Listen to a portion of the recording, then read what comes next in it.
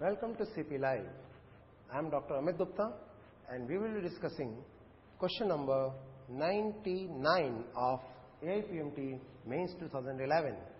This question is from paper code A.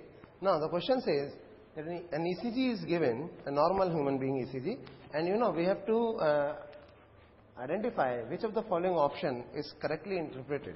Now, this is an ECG. Now in a normal ECG we are aware that P wave stands for atrial depolarization, QRS complex stands for ventricular depolarization, T wave represents ventricular repolarization, while there is no wave to represent atrial repolarization.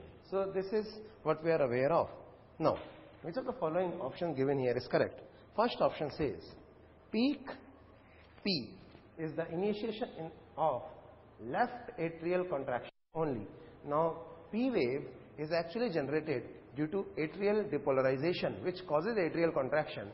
But because atrial depolarization is occurring in both the atrias, that's why this entire P wave is being generated. So you cannot say that it is only based on left atrial contraction only. Hence, this first option is wrong. QRS complex, one complete pulse. Now QRS complex represents ventricular depolarization, and during this the ventricles undergo contraction. So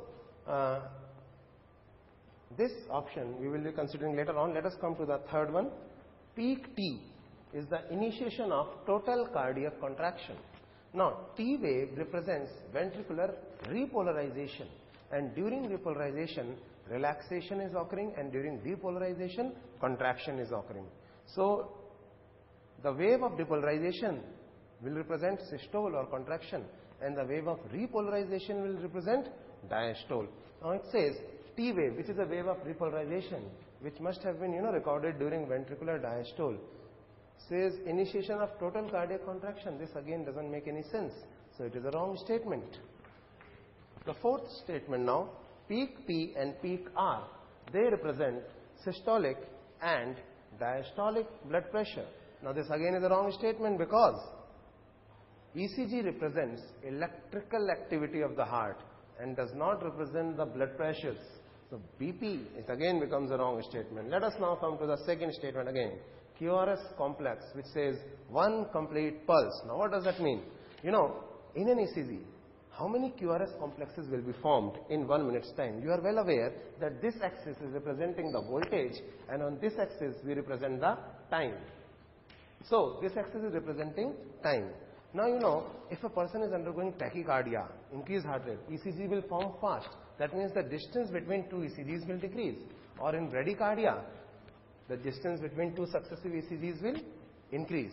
So now one QRS complex is actually representing one ventricular depolarization, and you are well aware. Now it says it represents one complete pulse. Let us understand what is pulse.